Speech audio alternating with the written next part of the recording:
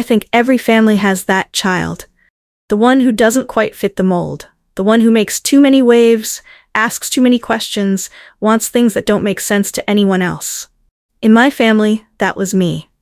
My name is Alina Blake, and for the first 27 years of my life, I tried to be exactly what they needed me to be. My mother, Caroline Blake, was a woman obsessed with image, Charleston-born, pearls and praise type. Her vision of success for me was perfectly clear.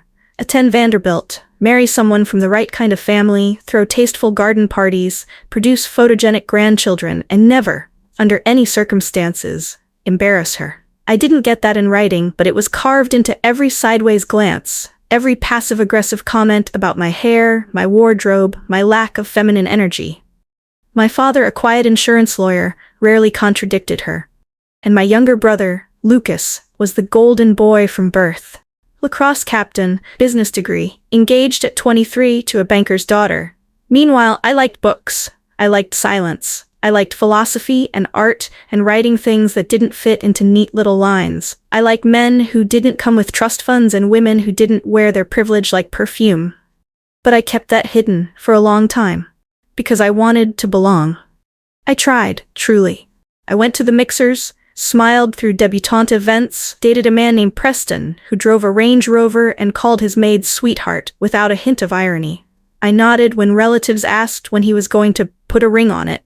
I even convinced myself that maybe comfort was enough, but it wasn't. Not for me. So when Preston did propose, on a yacht with a 3-carat diamond and an audience, I said no. I said no in front of his parents. In front of mine. In front of everyone. It was like setting fire to a silk dress in a room full of matches. Mom didn't speak to me for a month. When she finally did, it was to ask one simple question. Do you have any idea what you've thrown away? I told her I hadn't thrown anything away. I had chosen myself. She looked at me like I was something under her shoe. From that moment on, something changed. She didn't scream, didn't slam doors, she just disconnected. Family gatherings continued. Without me. Photos from Thanksgiving, Christmas, birthdays, Lucas and his fiancée, my cousins, my aunts and uncles, all smiling around tables I used to sit at. No one told me I was uninvited. They just stopped telling me anything at all. I sent texts, emails, even tried calling my grandmother once, who answered the phone like she didn't recognize the voice on the other end. And I started to wonder, had I really been loved at all? Or just accepted conditionally? Conditional on compliance, conditional on performance, conditional on silence. When I didn't offer those things anymore, they retracted their love like it was a bank loan that had defaulted. At first, I was furious, then heartbroken, then numb.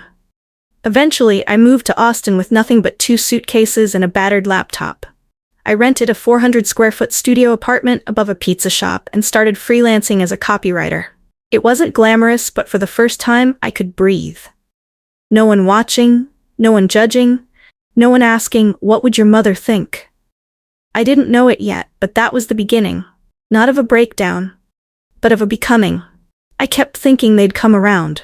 Maybe not immediately, but eventually. I told myself people lash out when they're hurt. I told myself that my mother's silence was just her way of processing disappointment. That my aunts and uncles, who used to call me our bright little spark, were just caught in the middle. So I waited. I sent Christmas cards, no reply. I emailed a happy birthday note to Lucas and got an automated bounce back. This address is no longer active. I called my father on Father's Day. It rang 4 times, then went to voicemail. He never called back. That was the first time I cried. Not just a few tears. Full-body sobs on the tile floor of my Austin apartment, the kind that come from something breaking too deep to see. And yet I kept hoping. Until one day, I stopped. It was a Tuesday when I got the news. My dad had passed away suddenly from a stroke. I found out through an old college friend who saw it on Facebook. The obituary was short, formal, and made no mention of a daughter named Elena. I scrolled through the comments. Beautiful family. Prayers for Lucas and his wife. He was such a proud father.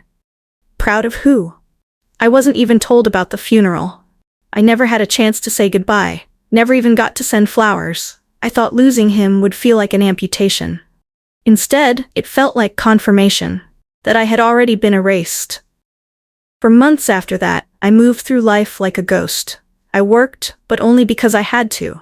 I ate, but didn't taste anything. I woke up every morning with this dull ache that wasn't quite pain and not quite rage, but something heavier than both. I started therapy because I couldn't carry it alone anymore. My therapist, Dana, asked me a question during our second session that I'll never forget. If you knew they would never change, would you still keep waiting? The answer broke me, because deep down, I already knew the truth. No matter how many ways I tried to earn my place back, through apology, through success, through being understanding, they had made their choice, and I had to start making mine. So I chose myself again. But this time, not in protest, just in quiet survival.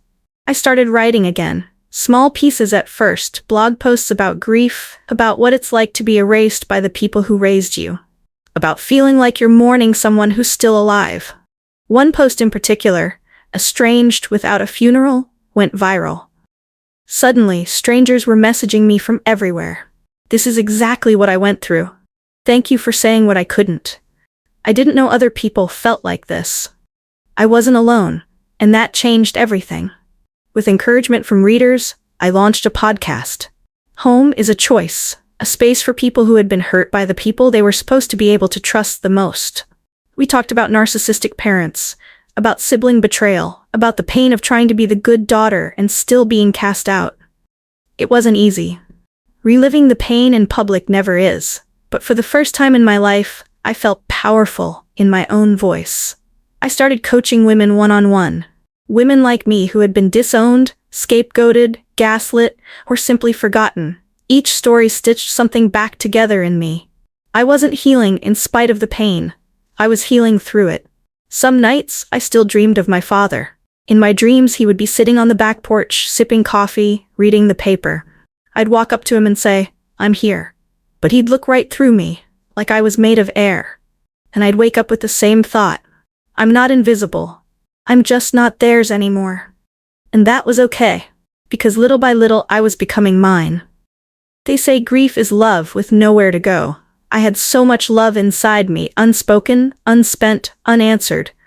For years, it sat in the corners of my body like unswept dust, accumulating in places no one could see.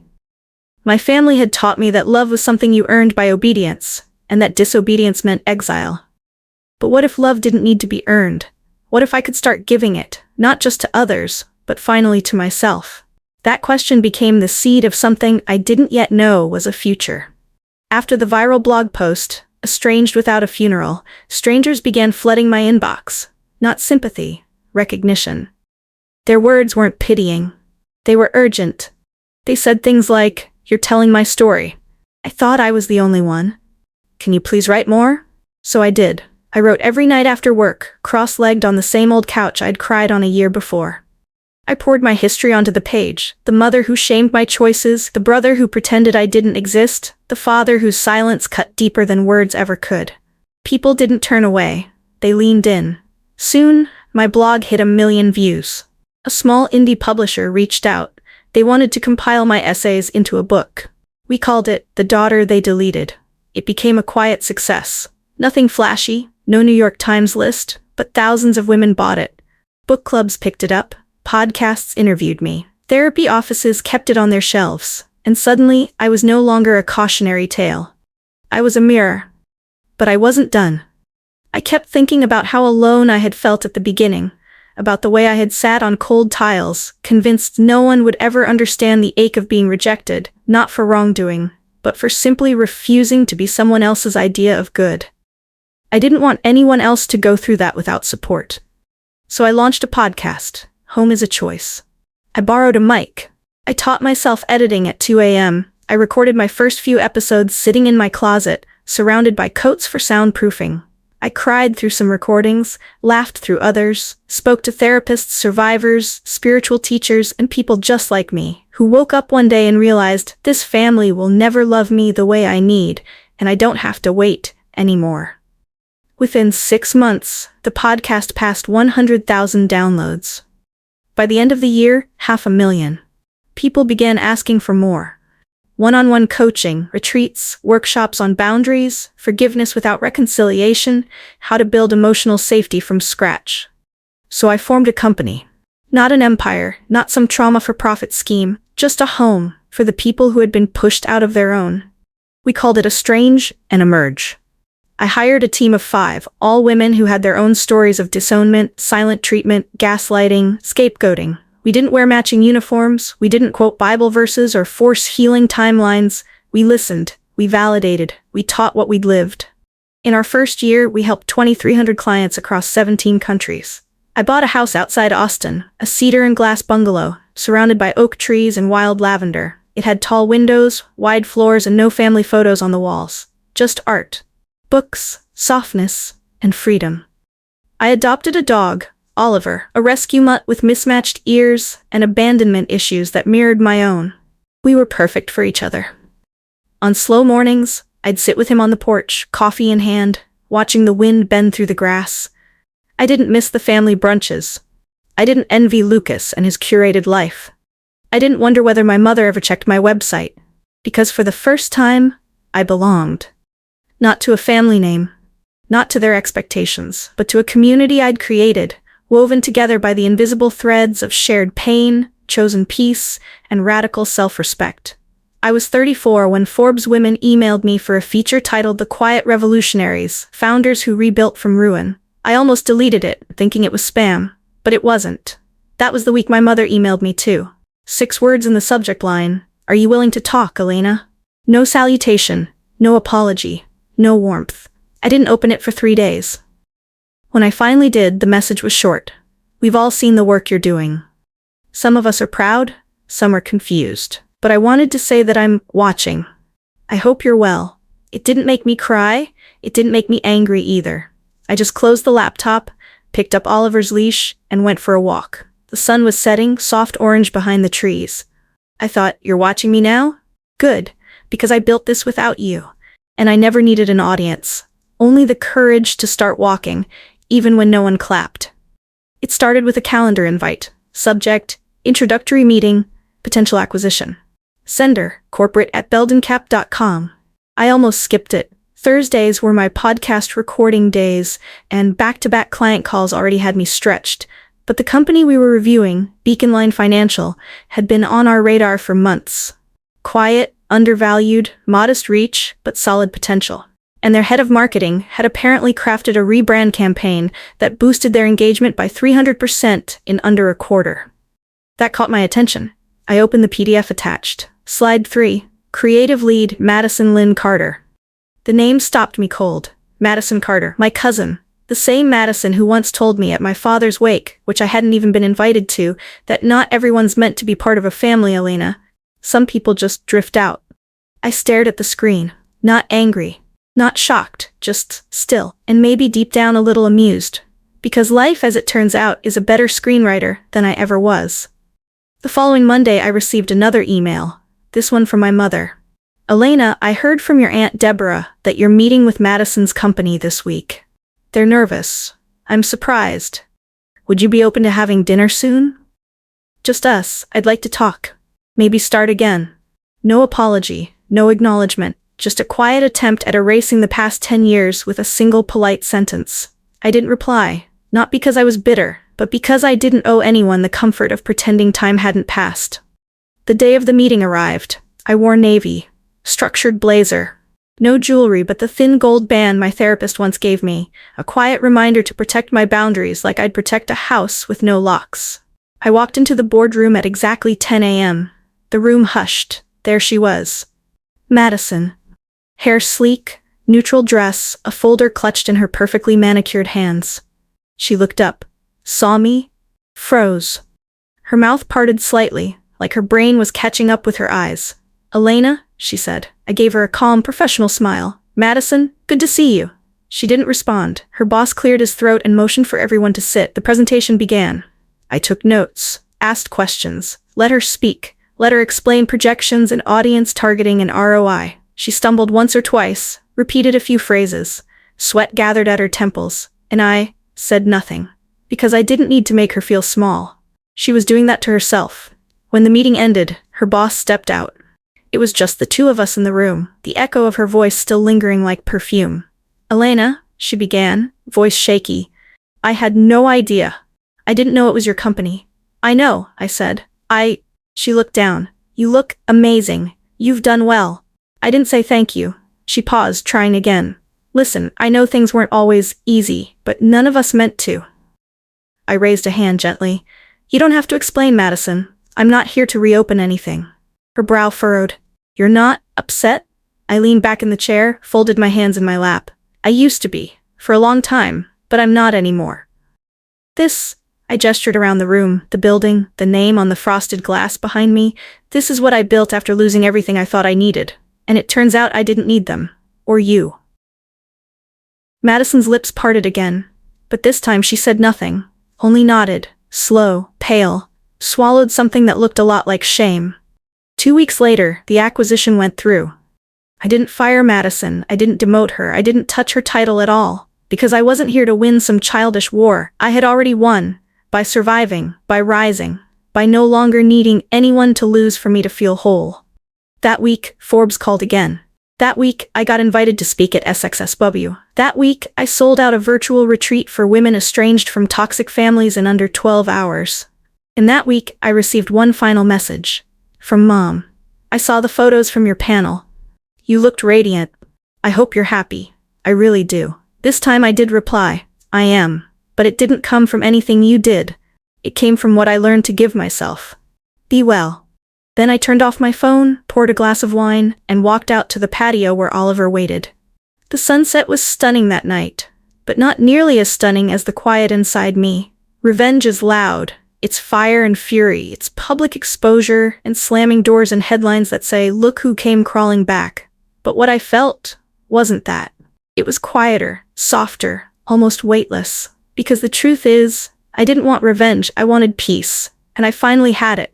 After the acquisition, I kept things professional. I never brought up the past in meetings. I never leveraged our history. I didn't have to. The silence between me and Madison and everyone she reported to spoke louder than any speech I could have prepared. They knew. I knew. That was enough. When people asked me later, didn't you want to fire her? Didn't you want to rub it in? I smiled and told them the truth. She already has to wake up every morning knowing I'm the woman she said would never become anything. That was all the closure I'd ever need. On my 36th birthday, I didn't host a party. I booked a quiet weekend in the mountains. No cell signal, no Wi-Fi. Just me, Oliver, and a notebook I'd been too busy to open for months. I spent the weekend writing. About estrangement, about success, about how sometimes your biggest wins aren't awards or titles or headlines. They're mornings where you wake up and no longer carry the weight of old expectations. They're nights where you eat alone and it doesn't feel like loneliness, it feels like liberation. They're choices made without fear of who will approve. They're a life where the only person you need permission from is yourself. When I came home, I printed out a quote and framed it above my desk. It wasn't flashy. Just a plain serif font on linen paper. You don't win by being welcomed back. You win by never needing to be. Sometimes I'd glance at it while reviewing quarterly reports or writing the next podcast script or sipping coffee on slow mornings when sunlight warmed my floor. It reminded me that freedom doesn't always feel like flight. Sometimes it feels like standing still and knowing you are no longer chasing anything. Not love. Not apology. Not the version of you they wished you'd become. Months later, I got another email from my mother. Longer this time. Not just polite. Thoughtful. She talked about regrets, about how silence became easier than reckoning, about how hard it was to watch me rise, knowing she wasn't part of the journey. I don't expect a response, she wrote. I just wanted you to know I see it now. I see you.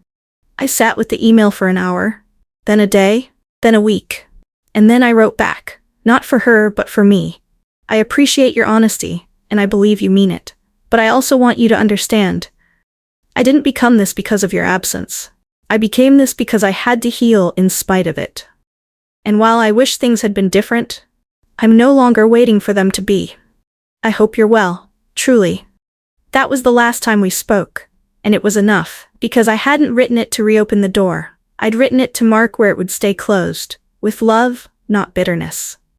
These days, I wake early. I still run Estrange and Emerge. We've helped over 10,000 clients rebuild their stories. I've published 2 more books. I mentor young women starting over. I take long walks. I say no more than I say yes. And most importantly, I belong to no one's mold but my own. Not the obedient daughter, not the silent one, not the fixer, not the black sheep, just me, whole, clear, free. When people ask me now, how did you do it? I tell them, I stopped trying to be welcomed at tables where I was only ever tolerated. And I built my own instead, set the lighting just right, chose softness over shame, and filled every seat with people who knew my worth, didn't need proving. That's not revenge, that's rebirth, and I would choose it again. Every time. I used to think healing meant tying things up with a neat little bow. A family dinner, a tearful apology, a mutual understanding, maybe even a warm embrace. But healing, I've learned, rarely comes that clean. Sometimes healing looks like unanswered emails, like birthdays that go unacknowledged, but don't ruin your day anymore, like driving past the street you grew up on and feeling nothing but neutrality, like waking up and realizing you didn't check your phone to see if they reached out. And best of all, healing is when you stop proving, stop performing, stop justifying, you simply live. Last month, we hosted a retreat in Northern Oregon, 30 women from 10 different countries, all carrying some version of the same wound. Some had been disowned, some walked away, some were still standing on the ledge, unsure if they were allowed to choose themselves. I stood at the center of a circle of chairs, watching them share stories that once felt too shameful to say aloud. And I thought, this is the family I was meant to build. One of them, Grace, 42, estranged from her church parents for loving another woman, came up to me during a break. She said, "You know, Alina, I didn't come here for revenge. I came here to learn how to stop missing people who never really saw me." I nodded, my throat tight, because I remembered being her. And I knew she was on the edge of something beautiful. Sometimes we don't heal to reconcile. We heal to reclaim, and in that reclaiming, we give others permission to do the same. As I write these final words from my sunlit home office, Oliver curled up by my feet, a candle burning beside a photo of me, not as a daughter, not as a businesswoman, but simply me. I think of every version of myself I've outgrown. The good girl, the obedient niece, the silent scapegoat. They served their purpose. They kept me safe until I could finally say, I am not broken because they left. I am whole because I stayed with myself. So if you're reading this, wondering if it gets better, if it's okay to let go, if you'll ever feel peace again, let me be the voice you haven't heard enough. Yes, it's okay. You don't have to go back to be whole. You don't have to be forgiven to be free. You can build your own table. You can write your own story. And you are already enough just as you are, even now.